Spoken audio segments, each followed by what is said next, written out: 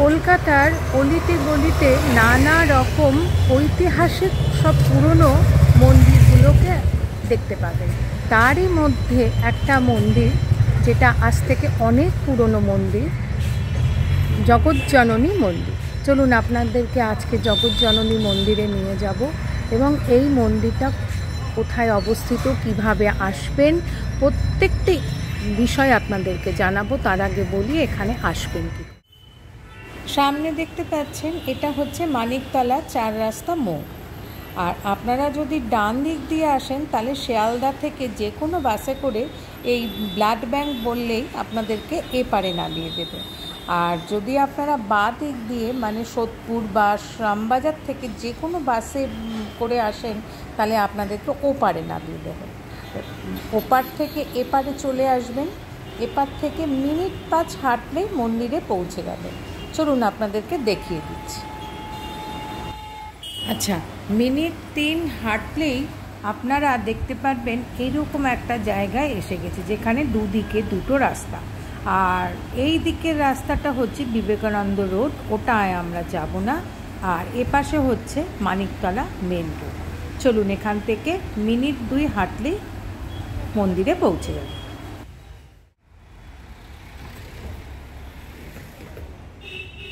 আমি একদম মূল মন্দিরের সামনেই পৌঁছে গেছি, দেখুন। আর মন্দিরের রঙটা দেখুন, অপূর্ব মিষ্টি কালার আর একদম শান্ত স্নিগ্ধ অপূর্ব কালার। প্রথমে দেখে কিন্তু আপনাদের একবারও মনে হবে না এটা মন্দির। আগেকার সেই দালান মন্দিরগুলো থাকে না, ঠিক সেই রকম। আচ্ছা, ওপরে লেখা আছে শ্রী শ্রী জগৎজননী মন্দির, স্থাপিত 1278। চলুন এবার ভেতরে, মন্দিরের ভেতরে মায়ের দর্শন করে নিই। মন্দিরে ঢুকেই প্রথমেই অনেকগুলো সিঁড়ি আছে দেখতে পাচ্ছেন, তার ওপরে মূল মন্দির। আর দুপাশে দুটো বারান্দা করা আছে। আর একদম সামনে দেখুন অনেক পুরনো দিনের একটা ঘড়ি, অপূর্ব সুন্দর লাগছে আর খুব সুন্দর করে মেনটেন করে রাখা আছে।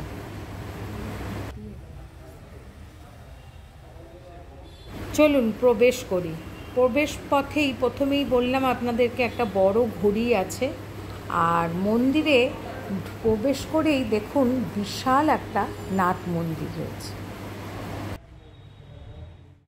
আচ্ছা, এই যে নাট মন্দিরের ঠিক বাঁ দিকে দেখতে পাচ্ছেন, এখান থেকে গেলেই একদম মাঝখানে জগৎজননী মায়ের গর্ভগৃহ। আচ্ছা, মন্দিরটা আপনাদের বুঝিয়ে দিই। বাঁ দিক দিয়ে প্রবেশ পথ, আমি যেখানে দাঁড়িয়ে আছি তার ঠিক অপোজিটে হচ্ছে মায়ের গর্ভগৃহ, আর মাঝখানে হচ্ছে নাট মন্দির। আর এপাশে যেখানে আমি দাঁড়িয়ে আছি এখানে ভক্তরা এখানে দাঁড়িয়ে বা বসে মায়ের পুজো আর্চা বা মায়ের দর্শন করতে পারবে। আর দেখুন নাট মন্দিরে অনেকগুলো পিলার, এবং পিলারগুলো খুব সুন্দর কারুকার্য করা, নানা রকম কালার দিয়ে খুব সুন্দরভাবে তৈরি করা, দেখতে পাচ্ছেন। চলুন এবার আপনাদের মন্দির প্রতিষ্ঠার ইতিহাসটা জানাই।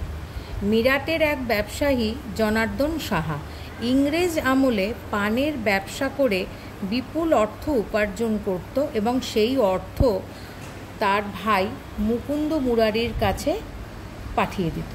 আর তখন তাদের বসতবাড়ি মানিকতলা স্ট্রিটে ছিল।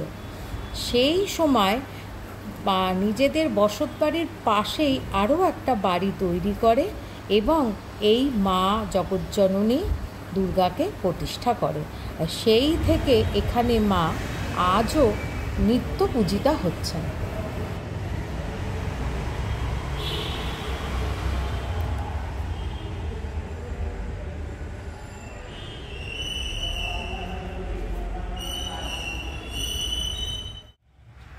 গর্ভগৃহে বিরাজ করছেন অষ্টধাতুর অপূর্ব সুন্দর মা দুর্গার বিগ্রহ, দেখতে পাচ্ছেন। আর মা এখানে সপরিবারে প্রতিষ্ঠাত্রী। অনেকে এই মাকে সোনার দুর্গাও বলে।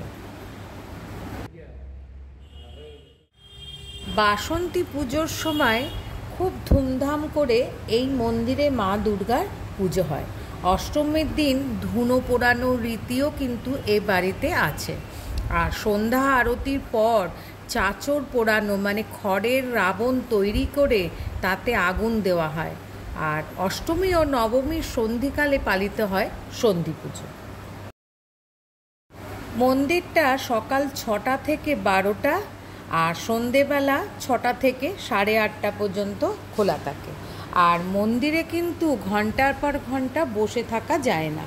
এটা যেহেতু সাহাবাড়ির মন্দির, সেই জন্য এখানে মায়ের দর্শন করে পুজো দেওয়ার হলে পুজো দিয়ে সঙ্গে সঙ্গে চলে যেতে হবে। এখানে অনেকক্ষণ বসে থাকার অনুমতি নেই। মন্দিরটা বিশাল বড় জায়গা নিয়ে, খুব সুন্দর। আর সন্ধেবেলা যখন প্রত্যেকটি ঝাড়বাতিগুলো এবং সম্পূর্ণ লাইটগুলো জ্বলবে না, অপূর্ব সুন্দর লাগবে, অসাধারণ।